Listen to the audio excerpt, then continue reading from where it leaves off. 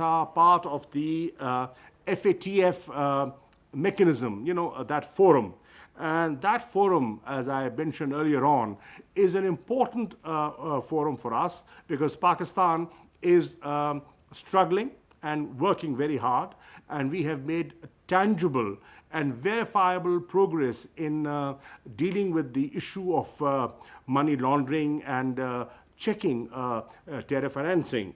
Out of the 27 items of action, you would be pleased, and I'm glad it was acknowledged in the plenary that Pakistan fully had complied with 21 of them. The 6 remaining, we are working on them, and hopefully by February 2020, fulfill our obligation on that score as well. Thirdly, out of the 27, there are 21 of your members that also are part of NATO. And NATO has invested a lot of time, human resource, and financial resource in Afghanistan. So we have a share and paid a price, human price. So have we, economic and human price. That's why we have a shared interest in promoting peace, stability, and prosperity in Afghanistan and the region beyond. My fourth point that I want to make is why, to me, the European Union is an important strategic partner, or should be one, is despite Brexit, we have a sizable diaspora, 1.5 million,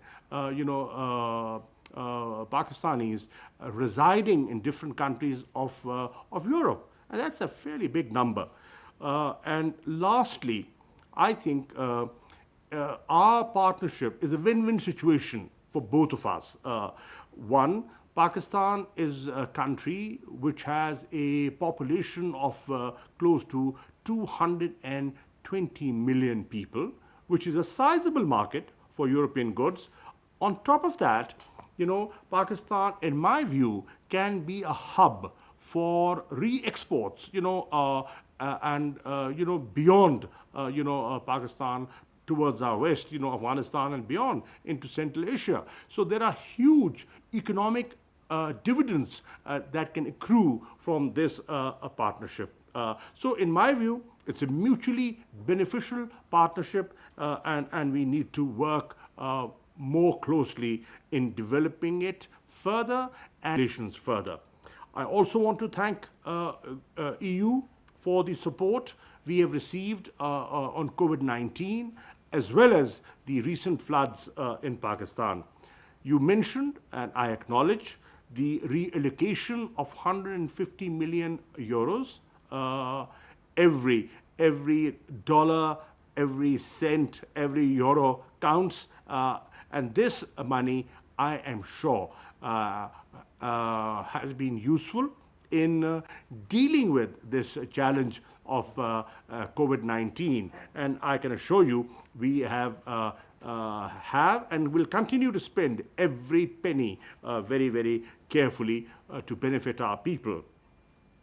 Just a few political developments I wanted to share with you.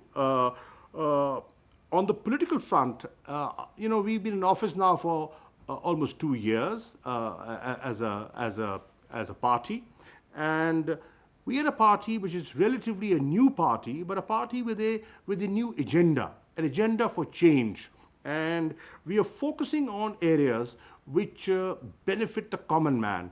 Our objective is how can we improve the lives of the ordinary citizen, in Pakistan. And we have chosen some areas which are of interest to you and as well as us. Let me just highlight them. For example, green energy, is one of our priorities.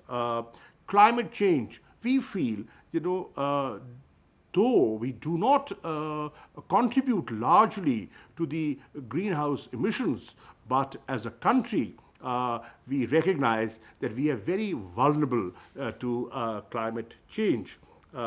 Similarly, our focus is on human resource development, health, education, and faith, harmony.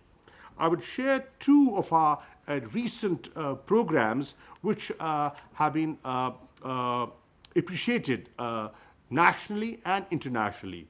One is a program called Ehsas, which is compassion. It means, the translation of Ehsas is compassion. It's a poverty alleviation program. We have a sizable, percentage of a population, perhaps, over 35%, somewhere there, which still lives beneath the poverty line. And this program is designed to focus on the poorest of the poor, to save them from the economic fallout, the internal and the external shocks. We have doled out cash, in a very transparent manner through this program.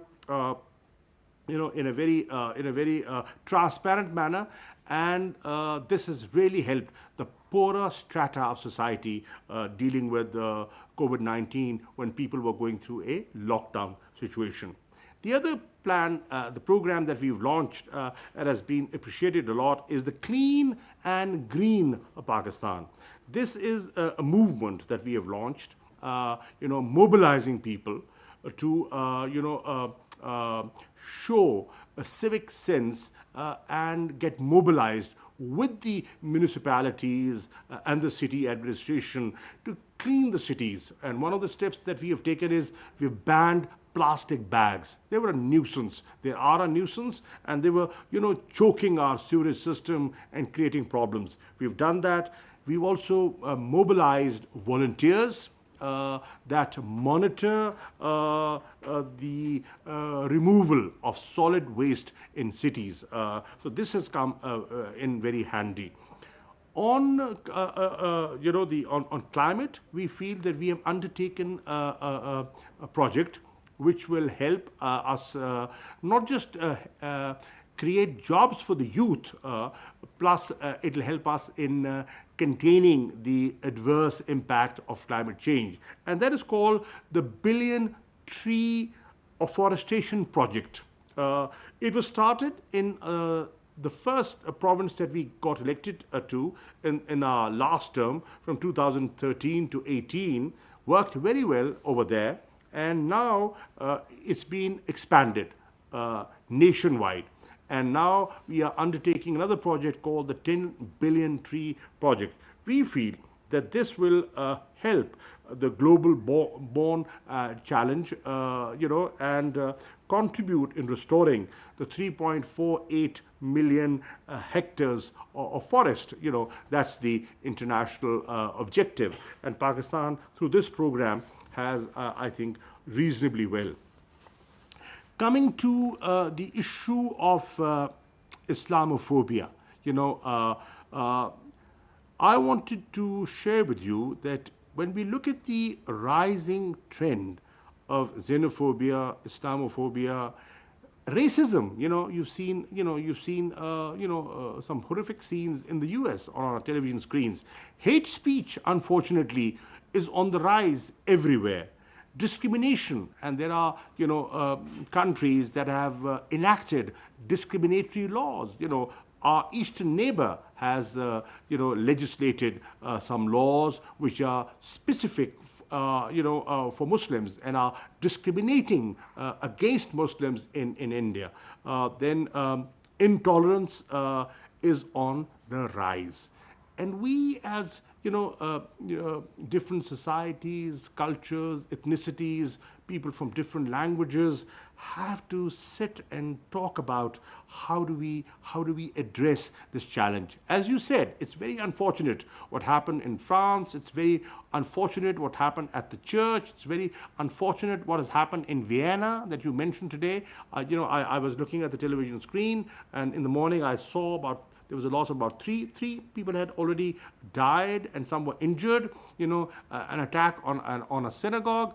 No, this is unacceptable, and I completely endorse your point of view that there is no justification whatsoever for such acts, which we cannot condone. And Pakistan is one of the countries that immediately reacted strongly and condemned such incidents.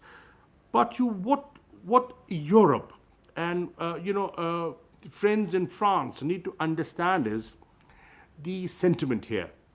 Denigration of Islamic personalities and symbols through hurtful caricatures and competitions, you know, burning of Holy Quran.